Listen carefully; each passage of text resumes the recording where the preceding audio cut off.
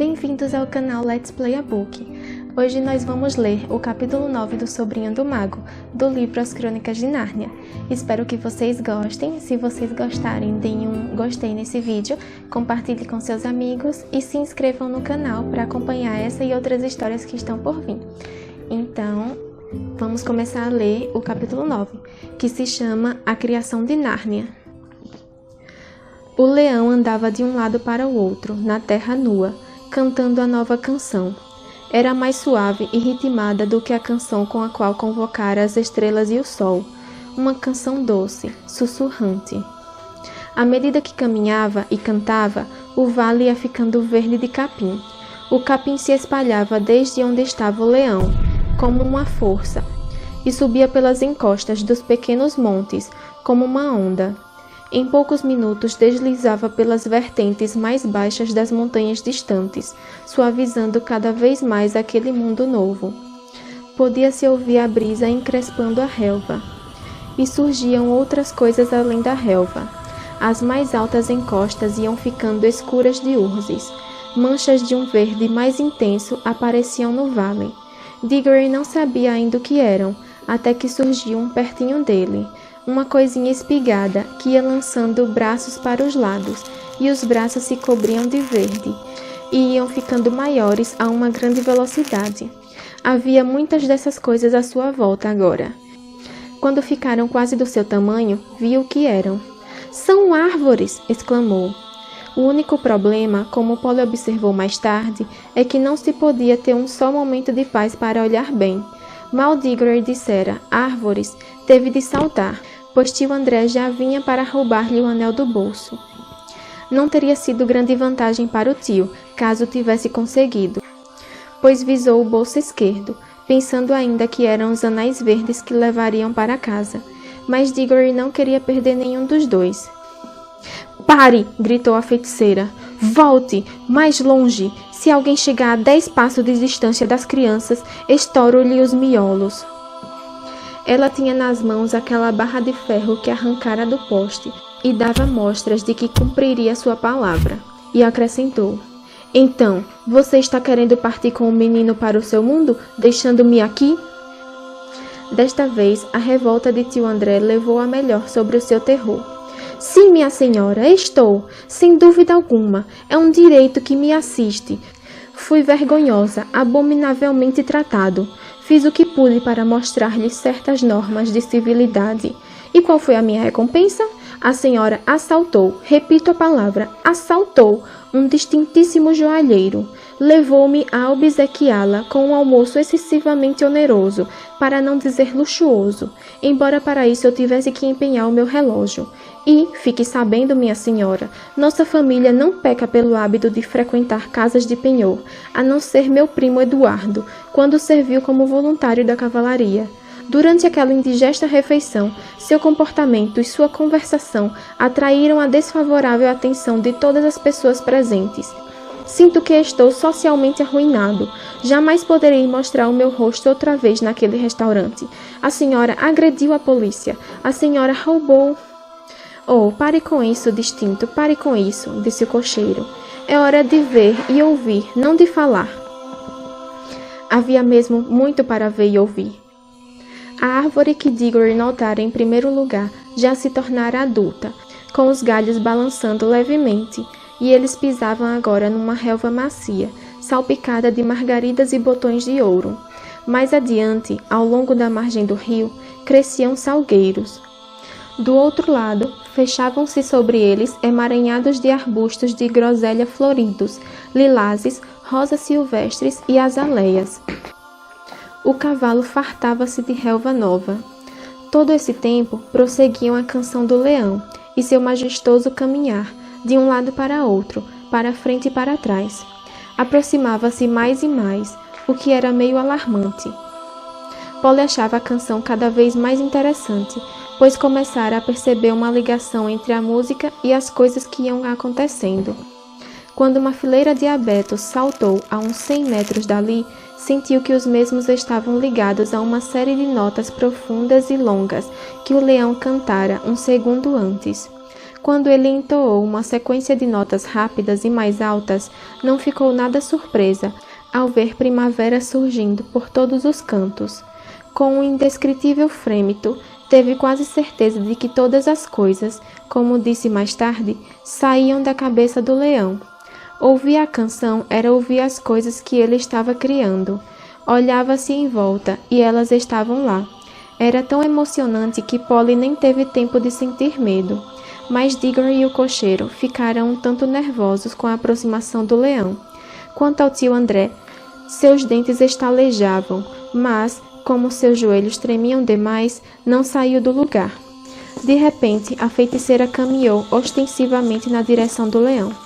Este se aproximava, sempre cantando, com passos lentos e pesados. Estava a menos de 10 metros. Ela ergueu o braço e arremeteu a barra de ferro bem na sua cabeça. Ninguém, muito menos Jadis, erraria aquela distância. A barra acertou o leão bem entre os olhos e caiu na relva. O leão continuou a caminhar. Seu passo não era nem mais lento nem mais apressado do que antes. Nem mesmo era possível afirmar que fora atingido. Embora não fizesse barulho ao andar, dava para sentir o seu peso, enquanto se aproximava. A feiticeira deu um berro e correu, desaparecendo entre as árvores. Tio André quis fazer o mesmo, mas tropeçou numa raiz e caiu de cara no riacho. As crianças não se moveram, não podiam, nem sabiam se queriam. O leão não lhes deu atenção. Sua boca imensa estava aberta, mas para cantar, não para rosnar. Passou tão perto que poderiam ter tocado sua juba. Temiam que se voltasse para o lado e desse com eles, mas, apesar do medo, desejavam que isso acontecesse. Era, no entanto, como se fossem invisíveis e inodoros. Depois de dar alguns passos, o leão voltou-se, passou novamente por eles, continuando seu caminho na direção do oriente.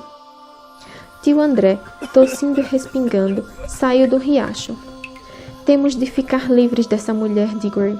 A fera já se foi. Dê-me a mão e pegue logo o anel. Longe daqui! Gritou Diggory, afastando-se. Cuidado com ele, Polly. Vem aqui ao meu lado. Vou lhe dizer uma coisa, tio André. Nem mais um passo, senão a gente some. Faça o que lhe falei, rapaz, disse o tio.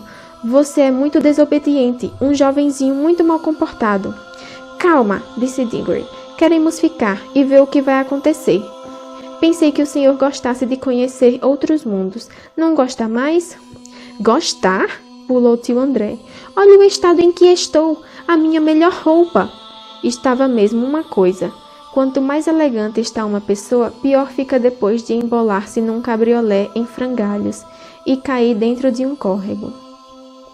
Não estou dizendo que o lugar não seja interessante, acrescentou o tio. Se eu fosse mais moço, talvez arranjasse um bom companheiro para voltar aqui. Um desses caçadores destemidos. O lugar não é nada desprezível. O clima, por exemplo, é uma delícia. Nunca respirei um ar assim. Acho que me teria feito bem à saúde, se as condições não fossem tão desfavoráveis. Se tivéssemos ao menos uma espingarda... Que espingarda que nada, falou o cocheiro. É melhor eu ir ver se consigo dar uma limpada no morango. Olhe, esse cavalo tem mais juízo que certa gente que eu conheço. Andou até o animal e começou a produzir os barulhinhos que fazem os tratadores de cavalos. O senhor acha que aquele leão pode morrer com um tiro? Perguntou Diggory. Ele nem ligou para a barra de ferro. Apesar de tudo, aquela moça é valente. Era preciso coragem para fazer aquilo. E o tio começou a esfregar as mãos e a estalar os dedos, como se mais uma vez se esquecesse do medo que tinha da feiticeira. Foi uma covardia, interveio Polly. Que mal ele fez a ela? Ei, o que é aquilo? Gritou Diggory, ao avistar algo a uns metros de distância. Polly, venha correndo! Tio André também foi, não porque estivesse curioso, mas por querer ficar perto das crianças, à espera de uma oportunidade de apoderar-se dos anéis. Ao ver do que se tratava, acabou interessado. Era um poste de luz, dos antigos, perfeito, com uns poucos palmos de altura, mas que foi crescendo à medida que olhavam, como as árvores haviam crescido. Está vivo também. Quer dizer, está aceso, exclamou Diggory. Era verdade. A claridade do sol, naturalmente, tornava difícil ver a pequena chama dentro do lampião, a não ser quando uma sombra se projetava nele. Notável, notabilíssimo, murmurou tio André. Nem mesmo eu poderia imaginar magia como esta. Estamos num mundo onde as coisas todas, mesmo os postes, nascem e crescem. Não posso atinar com o tipo de semente que dá poste de iluminação. Não está vendo? Perguntou Diggory. É o lugar onde caiu a barra de ferro. A barra que ela arrancou do poste de Londres. Está virando um postezinho. Mas já não era tão pequeno assim, pois enquanto ele falava isso, o poste alcançava a sua altura. Fantástico, fantástico! Exclamava tio André, esfregando as mãos com mais energia do que nunca. Ah! Eles se riam das minhas magias. Aquela louca da minha irmã me considera um lunático. Quero ver o que vão dizer agora. Descobri um mundo onde tudo explode de vitalidade e cresce. Colombo, falavam muito de Colombo. Que é a América comparada a isso? As possibilidades comerciais deste país são ilimitadas. É só trazer uns pedacinhos de ferro velho para cá, enterrá-los, e eles crescerão como locomotivas, como navios de guerra, o que se quiser. O preço de custo é nada, e eu posso vendê-los ao preço de mercado inglês. Dessa vez fico milionário. Sem falar no clima, já estou me sentindo 20 anos mais jovem. Posso fazer disto aqui um lugar de tratamento. Uma boa clínica aqui não pode valer menos do que 20 milhões por ano. É claro que algumas poucas pessoas têm de ser iniciadas no meu segredo. A primeira coisa a fazer é liquidar aquela fera. O senhor é igual a feiticeira, sem tirar nem pôr, disse Polly. Só pensa em matar. E, quanto a mim, continuava o tio num sonho feliz. É imprevisível por quanto tempo poderei viver enquanto estiver aqui. Isso é uma coisa de capital importância quando já se chegou aos 60 anos. Não ficaria nada espantado se eu não envelhecesse nem um dia a mais nessa terra. Fantástico! A terra da eterna juventude. Oh! Exclamou Diggory. A terra da eterna juventude! Acha que é isso realmente? Lembrou-se do que dissera tia Leta, a senhora das uvas, e doces esperanças o animaram outra vez. Tio André, acha que alguma coisa por aqui poderia curar a mamãe? Que história é essa, menino? Isso não é farmácia, mas eu estava dizendo... O senhor não dá a mínima importância a ela, proferiu Diggory, irritado. Pois acho que está errado. Afinal, trata-se de sua irmã também. Bem, deixe pra lá. Vou perguntar diretamente ao leão se ele pode me ajudar. Virou-se e saiu bruscamente. Polly esperou um instante e foi atrás. Epa! Espere! Volte aqui! Esse menino ficou doido. Tio André seguiu as crianças, com a maior cautela. Não queria nem ficar longe demais dos anéis, nem perto demais do leão. Em poucos minutos, Diggory atingiu a orla do bosque.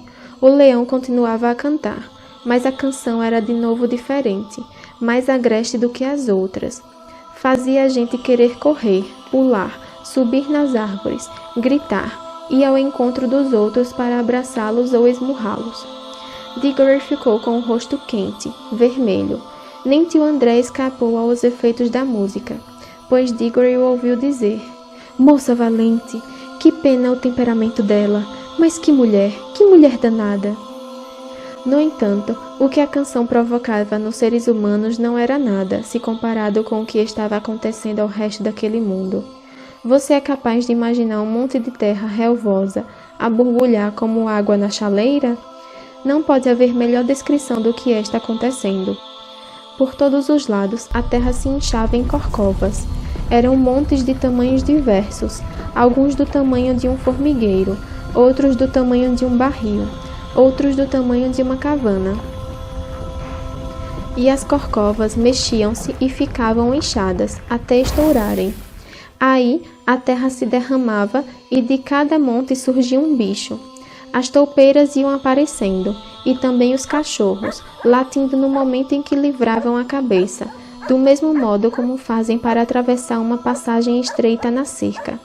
Os mais divertidos eram os veados, pois os galhos do chifre surgiam muito antes do resto, dando a impressão de árvores. As rãs iam logo, coachando, coachando, dá um mergulho no rio. Panteras, leopardos e os bichos desse gênero punham-se logo a limpar as patas traseiras e as garras dianteiras. Borboletas esvoaçavam. Abelhas começavam imediatamente a trabalhar com as flores, como se não tivessem um segundo a perder. Mas o grande momento, o maior de todos, foi quando o maior dos montes de terra partiu-se, como um pequeno terremoto, e de lá surgiram o vasto costado, o carão ajuizado e as 4 colunas, que servem de pernas ao elefante. Já mal se escutava o canto do leão. Era um mugir, um crocitar, um uivar, um bramir, um relinchar, um latir, um trinar, as vozes todas dos animais. Mas Diggory ainda podia ver o leão. Estava tão grande e tão brilhante que era impossível tirar os olhos dele. Os outros animais não mostravam o menor medo. Diggory ouviu naquele instante um som de cascos. Um momento depois, o velho cavalo do cabriolé passou o trote e foi reunir-se aos outros animais. O ar fizera-lhe bem, como fizera bem ao tio André. Já não parecia nem um pouco o pobre e velho escravo das ruas de Londres. Pisava firme, de cabeça erguida. Pela primeira vez, o leão ficou em total silêncio, indo e vindo entre os animais. Aqui e ali aproximava-se de 2 deles, sempre 2 de cada vez, e tocava-lhes os focinhos com o seu. Escolhia 2 castores, dentre todos os castores, 2 leopardos, dentre todos os outros, e deixava os demais. Algumas espécies não foram tocadas. Os pares tocados imediatamente abandonavam os outros e seguiam o leão. Este finalmente ficou imóvel. Todas as criaturas tocadas por ele aproximaram-se e formaram um círculo ao seu redor. Os outros começaram a dispersar-se. Os bichos eleitos ficaram em completo silêncio, todos com os olhos fixos no leão. Só os felinos, uma vez ou outra, davam uma rabanada. Pela primeira vez naquele dia havia silêncio absoluto, exceto pelo barulho de água corrente. O coração de Diggory batia desordenadamente. Sentia que algo muito solene estava para acontecer. Não se esquecera de sua mãe, mas também sabia que, nem mesmo em nome dela, poderia interromper a solenidade. O leão, cujos olhos jamais piscavam, olhava para os animais com dureza, como se fosse incendiá-los com o olhar. Uma transformação gradativa começou a ocorrer neles. Os menorzinhos, os coelhos, as toupeiras e outros do tipo, ficaram um pouco maiores. Os grandões ficaram um pouco menores. Muitos animais estavam sentados nas patas traseiras. Muitos viravam a cabeça de lado como se quisessem entender. O leão abriu a boca, mas não produziu nenhum som. Estava soprando, um sopro prolongado e cálido. O sopro parecia balançar os animais todos, como o vento balança uma fileira de árvores. Lá em cima, além do véu de céu azul, onde as esconde, as estrelas cantaram novamente. Uma música pura, gelada, difícil. Depois, vindo do céu, ou do próprio leão, surgiu um clarão feito fogo, mas que não queimou nada. As 2 crianças sentiram o sangue gelar-lhes nas veias. A voz mais profunda e selvagem que jamais haviam escutado estava dizendo: Nárnia, Nárnia, desperte, ame, pense, fale, que as árvores caminhem, que os animais falem, que as águas sejam divinas. E este foi o final do capítulo 9 do Sobrinho do Mago. Espero que tenham gostado. Se gostaram, deixem um curtir nesse vídeo, compartilhem com seus amigos e se inscrevam no canal para acompanhar essa e outras histórias que estão por vir. Então, um beijo e até o próximo vídeo. Tchauzinho!